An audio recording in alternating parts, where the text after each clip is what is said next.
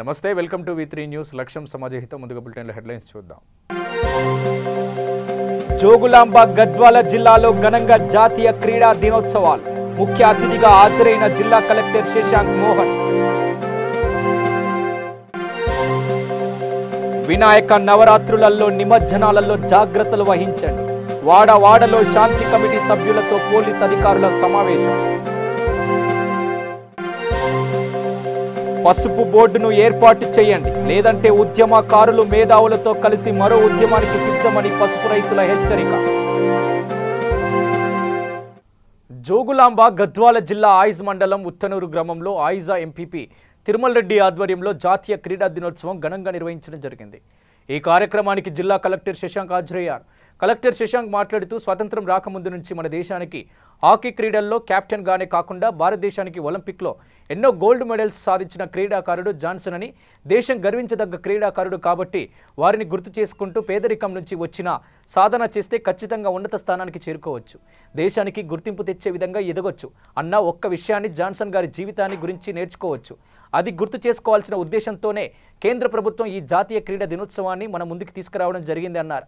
ఐజా మండలంలోని అన్ని పాఠశాలల పిల్లలు అందరూ ఇక్కడికి ఒక వేదిక కిందకు చేరి క్రీడల్లో పాల్గొనడం చాలా సంతోషంగా ఉందన్నారు.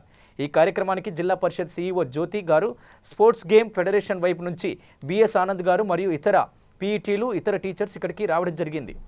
అంటే స్వాతంత్రం రాకముందరి నుంచే హాకీ క్రీడలో మన జట్టుకి కెప్టెన్గానే కాకుండా ఎన్నో ఒలింపిక్ గోల్డ్ మెడల్స్ సంపాదించిన గొప్ప క్రీడాకారుడు, దేశం గర్వించదగ్గ క్రీడాకారుడు కాబట్టి వారిని గుర్తు చేసుకుంటూ ఎంతటి పేదరికం నుంచి వచ్చినా కానీ, ఎంతటి కష్టమైన నేపథ్యం నుంచి వచ్చినా కానీ సాధన చేస్తే ఖచ్చితంగా ఉన్నత స్థానానికి ఎదగచ్చు, దేశానికి గుర్తింపు తెచ్చే విధంగా ఎదగచ్చు అన్న ఒక్క విషయాన్ని మనము ధ్యాన్ చంద్ గారి జీవితం నుంచి నేర్చుకోవచ్చు.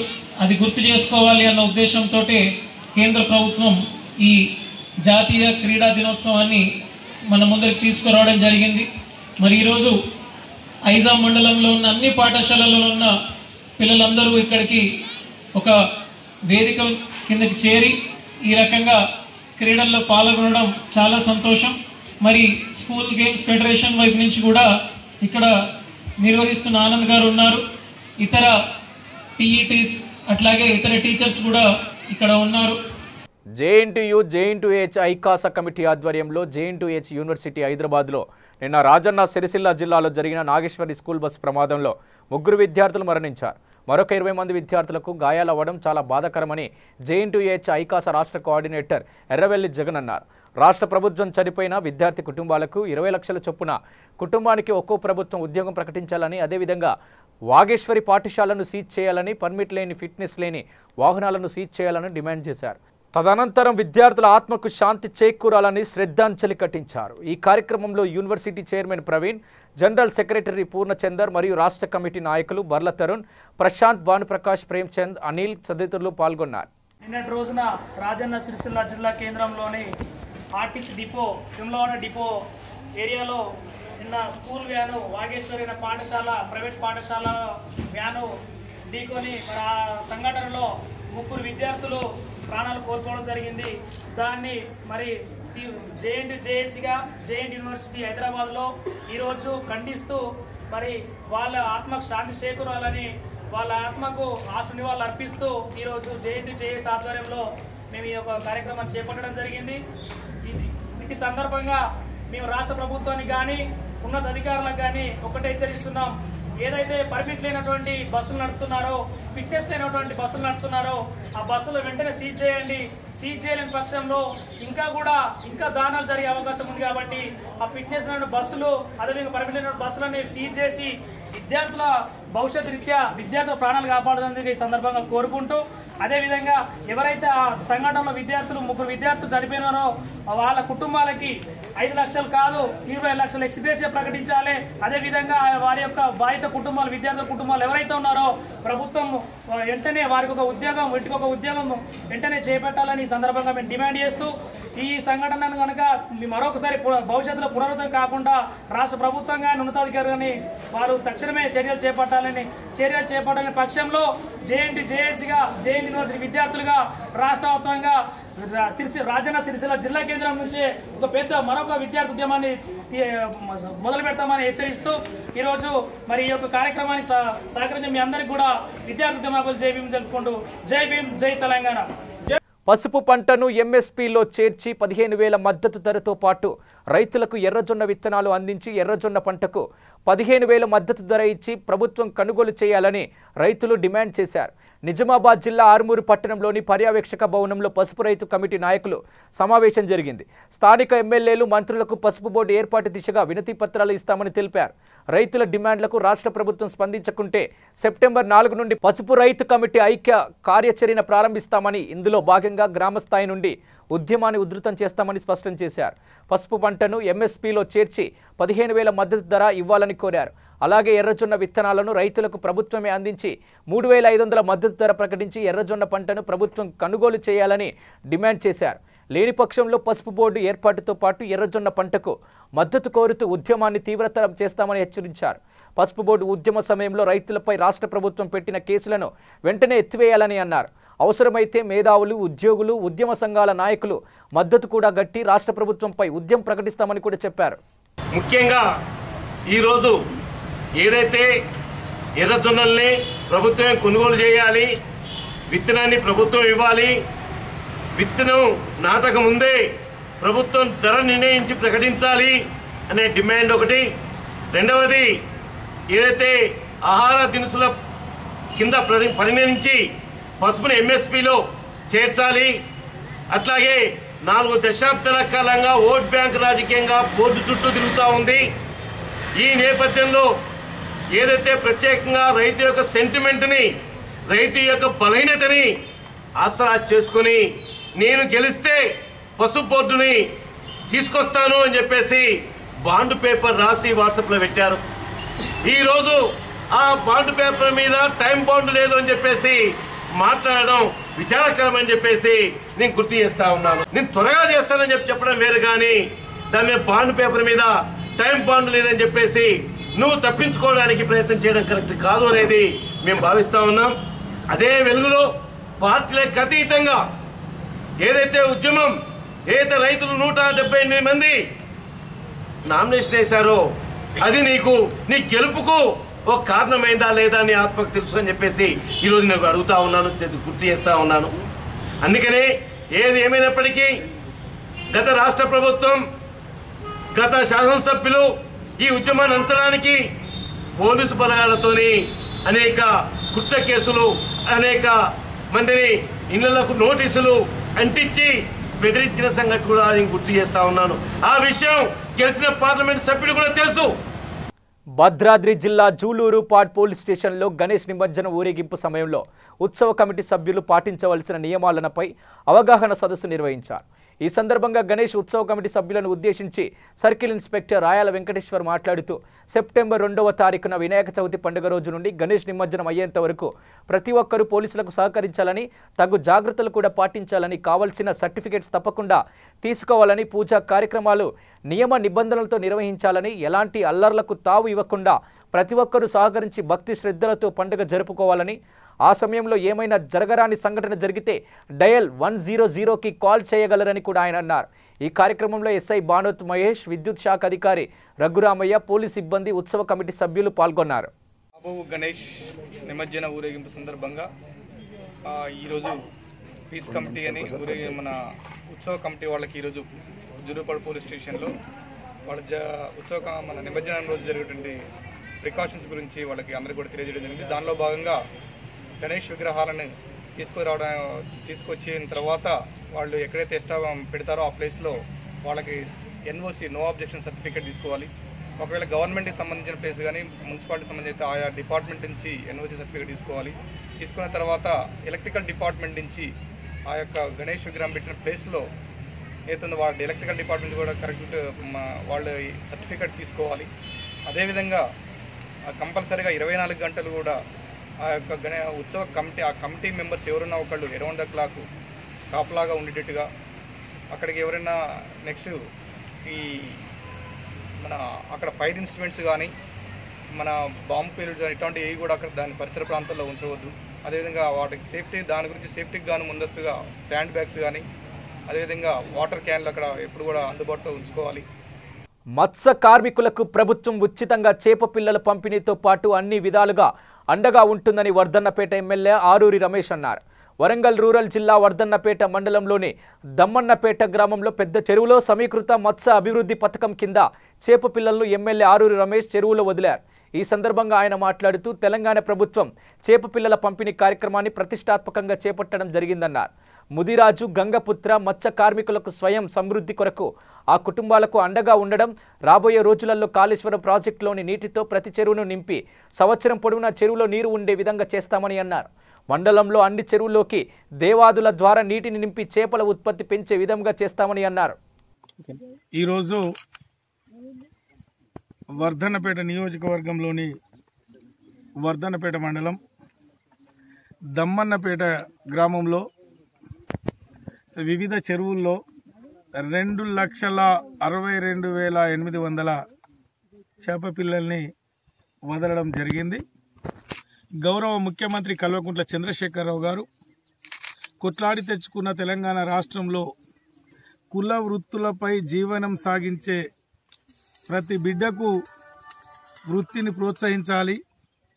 మరి తెలంగాణ రాష్ట్రంలో మా మత్స్యకార సోదరులు దళార్ల చేతుల్లో మోసపోయి కష్టపడి మరి దళార్లను బతికిస్తున్నారు.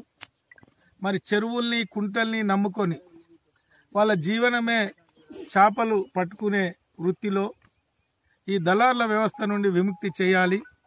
ఆ చెరువులకు వాళ్ళని రాజును చేయాలి. ఆ వృత్తితో వాళ్ళు గౌరవంగా బతికి వాళ్ళ పిల్లల్ని చదివించుకొని వాళ్ళు బాగుపడాలని ఒక గొప్ప మనసుతో దేశంలో ఎక్కడా లేని విధంగా గడిచిన 5 సంవత్సరాలుగా మరి ఉచిత చేప పిల్లల్ని పంపిణీ చేస్తున్న పరిస్థితి మీ అందరికీ తెలుసు.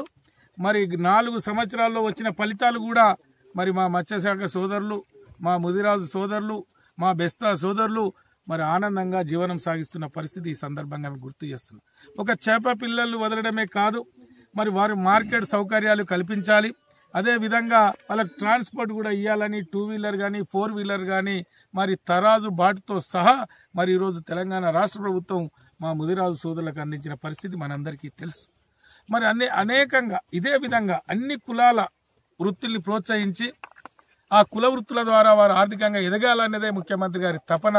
కాబట్టి మా ముదిరాజు సోదరులు దీన్ని వినియోగించుకోవాలని ఈ సందర్భంగా నేను ప్రత్యేకంగా మనవి చేస్తాను. ముఖ్యంగా ఒక స్పెసిఫికేషన్ మరి ప్రభుత్వం జారీ చేయడం జరిగింది. 30 mm to 40 mm సైజు చేప పిల్లలు మరి తీసుకొచ్చిన దాంట్లో మీరు చూసుకోవాలి. మరి 2,62,800 మనం ఏదైతే చెప్తున్నామో దాని కౌంట్ కూడా మీరు చేసుకోవాలి. ఆ విధంగానే మరొక స్పెసిఫికేషన్ ప్రకారం చేప పిల్లల్ని మీకు పంపడం జరిగింది. అదే రిజర్వాయర్లో మరి 80 mm to 90 mm చేప పిల్లలు వదిలే కార్యక్రమం. మరి చెరువుల్లో కూడా ఈ సంవత్సరం నుండి మనం నెక్స్ట్ ఇయర్ నుండి రొయ్యలు కలిపే కార్యక్రమాన్ని కూడా మన ప్రభుత్వం శ్రీకారం చుట్టింది. మరి రొయ్యలను కూడా మీకు అందించే కార్యక్రమం శ్రీకారం చేపట్టబోతున్నాం. ఏది ఏమైనా గౌరవ ముఖ్యమంత్రి గారు ఉద్యమ సమయంలో ఈ తెలంగాణ ప్రాంతాన్ని కలియదిరిగిన బిడ్డగా, ఈ ప్రాంతంలో ఉన్న కుల వృత్తులు తెలిసిన బిడ్డగా మరి ఈ ప్రాంతాన్ని అభివృద్ధి చేయాలని రాష్ట్రంగా సాధించుకున్న ఈ తెలంగాణను అన్ని విధాల సంక్షేమ కార్యక్రమాలతో ముందుకు తీసుకుపోతున్న పరిస్థితి మనందరికీ తెలుసు. మరి గడిచిన 4 సంవత్సరాల్లో మీ అందరి సహకారంతో అన్ని చెరువులు తిరుగుతూ మరి చేప పిల్లల్ని కలుపుతూ మరి మీరు ఆర్థికంగా ఎదగడానికి మీ శాసనసభ్యుని కూడా ఏ విధంగా వస్తున్నారో మీరు గమనిస్తున్నారు. మా సొసైటీ సభ్యులకు, మా సంఘ పెద్దలకు నాదొక్కటే మనవి, ఈరోజు ఏదో ఒక సీజన్లో చేపలు పట్టుకునేది కాదు, మరి నిత్యం మరి ఈరోజు అన్ని చెరువులు జలకాలతో విలసిల్లే కార్యక్రమం కాళేశ్వరం పూర్తి చేసుకున్నాం. ప్రత్యేకంగా దమ్మన్నపేటకు నేను చాలా సందర్భంలో చెప్పాను, దీనికి ఆకేరు యువతల ఉన్న చెరువులన్నీ నింపడానికి ఉప్పుగల్ రిజర్వాయర్ స్లోగా నడుస్తుంది. దీనికి ఆల్టర్నేట్ గా మేము ఆలోచన చేస్తున్నాం. ఈ చెరువులు కూడా నింపి నిత్యం చేపలు పట్టుకునే విధంగా చేసే బాధ్యత కూడా మాదని ఈ సందర్భంగా మీకు తెలియజేసుకుంటూ మరి చేపల వదిలే కార్యక్రమంలో పాల్గొన్న గౌరవ ప్రజాప్రతినిధులకు, సంఘ పెద్దలకు, గ్రామ పుర ప్రముఖులకు, పత్రికా మిత్రులందరికీ కూడా పేరు పేరున ధన్యవాదాలు తెలుపుతూ సెలవు తీసుకుంటున్నా. జై తెలంగాణ, జై కేసీ. కర్నూలు జిల్లా డోన్ పట్టణంలోని స్థానిక పట్టణ గెస్ట్ హౌస్ నందు నూతనంగా నిర్మించిన పంచాయత్ రాజ్ సబ్ డివిజన్ నూతన కార్యాలయాన్ని డోన్ ఎమ్మెల్యే ఆర్థిక ప్రణాళిక మరియు అసెంబ్లీ వ్యవహారాల శాఖ మంత్రి బుగ్గన్న రాజేంద్రనాథ్ రెడ్డి ప్రారంభించారు. ఈ కార్యక్రమంలో ముఖ్య అతిథులుగా నంద్యాల ఎంపీ పార్లమెంట్ సభ్యుడు పోచ బ్రహ్మానందన్ రెడ్డి పాల్గొన్నారు. అలాగే మొక్కలు నాటే కార్యక్రమం చేపట్టారు. వీరితో పాటు వివిధ శాఖల అధికారులు, వైఎస్ఆర్సీపీ ముఖ్య నాయకులు, కార్యకర్తలు పాల్గొన్నారు.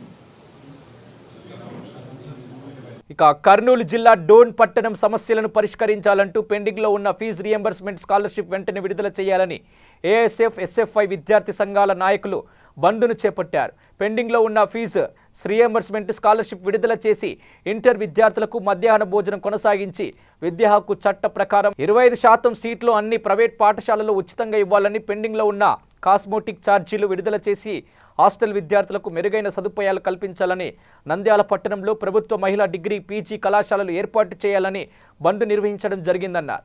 ఈ కార్యక్రమంలో ఏఎస్ఎఫ్ నాయకులు శివన్న, ఎస్ఎఫ్ఐ నాయకులు శంకర్ తదితరులు పాల్గొని బంద్ విజయవంతం చేశారు.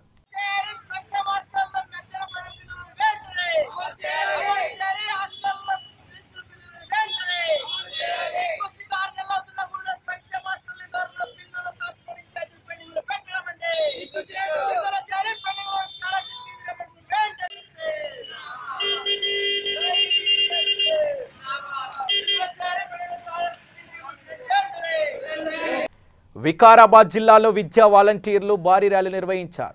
డిఓ కలెక్టరేట్ ముట్టడి విజయవంతం. పెండింగ్లో గల 6 నెలల వేతనాలు 21,000 వరకు పెంచి చెల్లించాలని, టీఆర్టీ భర్తీ జరిగిన తర్వాత ఎవరిని తొలగించకుండా సర్దుబాటు చేయాలి. విద్యా వాలంటీర్లకు బదులుగా కాంట్రాక్ట్ టీచర్లుగా పేరు మార్చి సమాన పనికి సమాన వేతనం ఇస్తూ ఉద్యోగ భద్రత కల్పించి సమాజంలో గౌరవం కల్పించాలని కోరడం జరిగింది.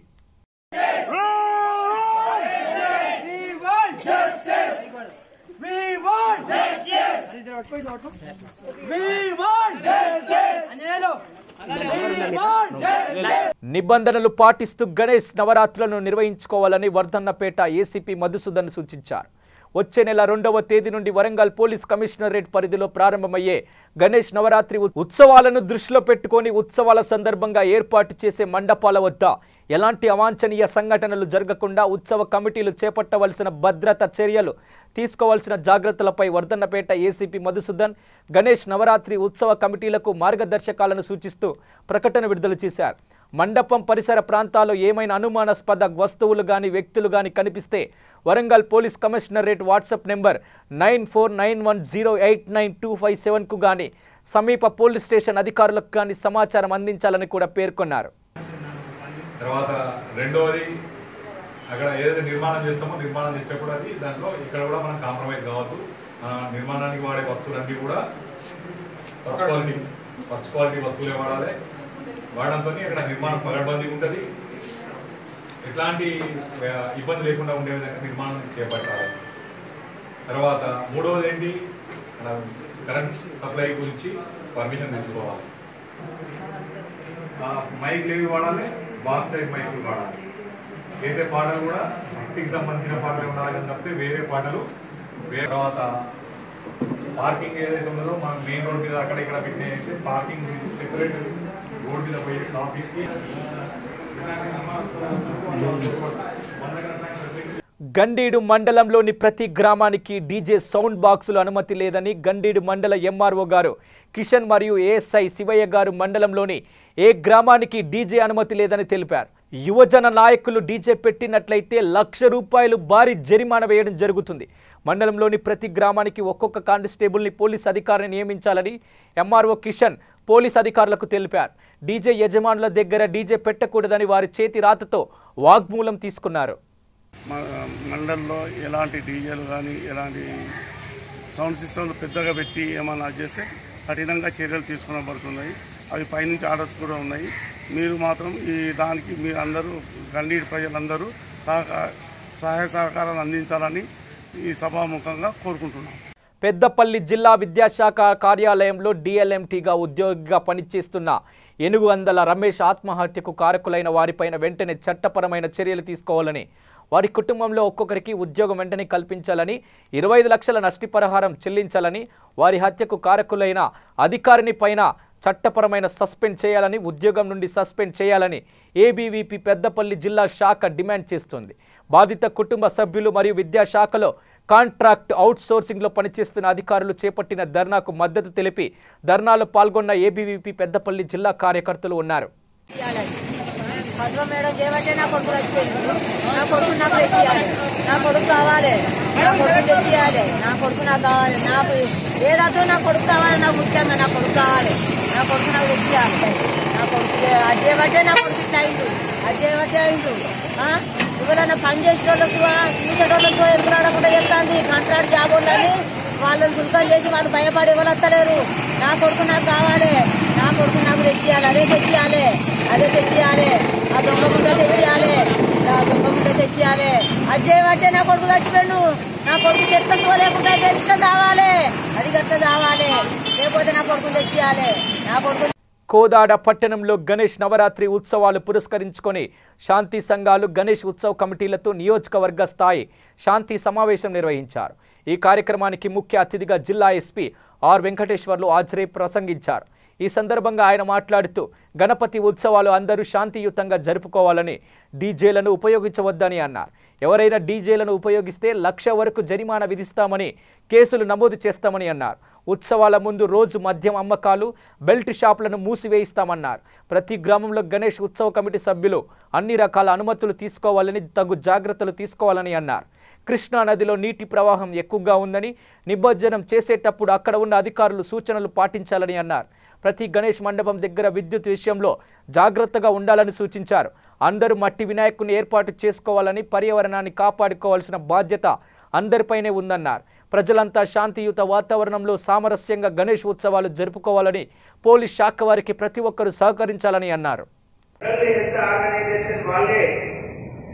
డీజేలను బ్యాన్ చేయడం జరిగింది. ముఖ్యంగా ప్రొసెషన్స్ జరుగుతున్నప్పుడు ఆటోమేటిక్ పెరుగుతుంది, డాన్స్ చేస్తుంటాం, అదేవిధంగా నడుస్తుంటాం, ఫిజికల్ యాక్టివిటీ ఉంటుంది. ఈ టైంలో కనుక దాంట్లో డీజేలో వచ్చే ఆ మూవ్మెంట్స్ వల్ల వచ్చే ఈ సౌండ్ వేవ్లెంగ్త్కు గుండెపోటు వచ్చే అవకాశాలు ఎక్కువ ఉంటాయి. కాబట్టి ఇలాంటి ప్రొసెషన్స్ ఉన్నప్పుడు డీజేలు వాడద్దని వరల్డ్ హెల్త్ ఆర్గనైజేషన్ వాళ్ళే చెప్పడం జరిగింది. కాబట్టి ఎన్ని పరిస్థితుల్లో కూడా మీరు డీజేలు వాడకూడదు. అదేవిధంగా మట్టి వినాయకులు, ఫర్ ఎగ్జాంపుల్ ఇప్పుడు హనుమంతరావు గారు చెప్పారు, సార్ మీరు ఖచ్చితంగా ఏదో ఒక రోజు పూజకు రావాలి సార్ అంటే ఖచ్చితంగా వస్తాం, 200% వస్తాం మీరు పిలిస్తే. కాకపోతే ఒక చిన్న కండిషన్ ఉంది, మీరు మట్టిని వినాయకుడిని పెడితే మాత్రమే నేను వస్తాను. మా సిఐ అయినా, ఎస్ఐ అయినా, మా డిఎస్పీ గారైనా, మా పోలీస్ డిపార్ట్మెంట్ నుంచి పోయి మేము ఆడ నిలబడి మీ తీర్థ ప్రసాదాలను తీసుకోవాలంటే ఖచ్చితంగా మీ వినాయకుడు మట్టి వినాయకుడు అయి ఉండాలి. అది మాత్రం మా కండిషన్. కాబట్టి మమ్మల్ని పిలవడానికి అంటే మట్టి వినాయకుడిని ఏర్పాటు చేసుకుంటే మేము బాగా సంతోషపడతాం.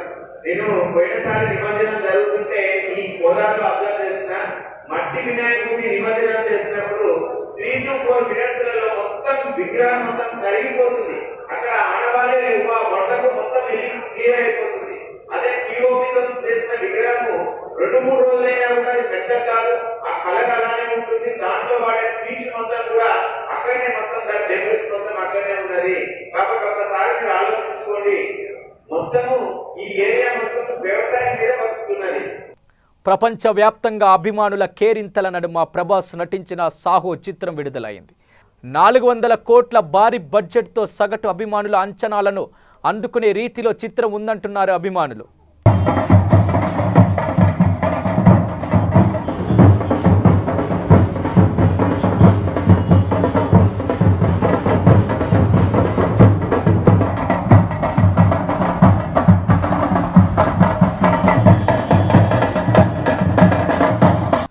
బులెటిన్ ముగించే ముందు హెడ్లైన్స్ మరోసారి. జోగులాంబ గద్వాల జిల్లాలో ఘనంగా జాతీయ క్రీడా దినోత్సవాలు. ముఖ్య అతిథిగా హాజరైన జిల్లా కలెక్టర్ శశాంక్ మోహన్.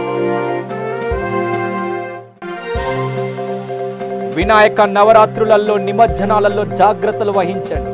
వాడవాడలో శాంతి కమిటీ సభ్యులతో పోలీస్ అధికారుల సమావేశం.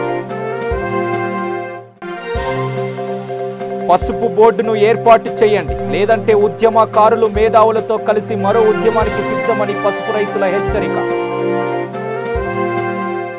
ఇవి బులెటిన్ విశేషాలు. చూస్తూనే ఉండండి V3 న్యూస్.